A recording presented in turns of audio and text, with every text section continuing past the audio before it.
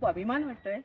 मी आपल्या सैन्याच्या सर्वोच्च कॅम्पवरती सियाचीन ग्लेशियर या सियाचीन बेस कॅम्पवरती उभी राहून आपल्याशी बोलते आहे.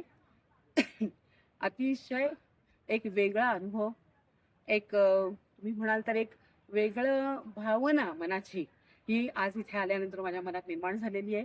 सियाचीन बेस कॅम्पवर येणं हे माझं कधीपासूनचं स्वप्न होतं, परंतु सिव्हिलियन्सना इथे अलाउड नव्हतं. गेल्या 2 वर्षापासून अलाउड केलेलं आहे आणि इथल्या कर्नल सरांची परमिशन घेऊन मी इथे आलेले आहे आणि हे सगळा कॅम्प बघितला आणि कशा पद्धतीने इथे जीवन जगतात ते बघून खूप खूप म्हणजे आपण काहीतरी करावं असं मनातून खूप वाटायला लागलं.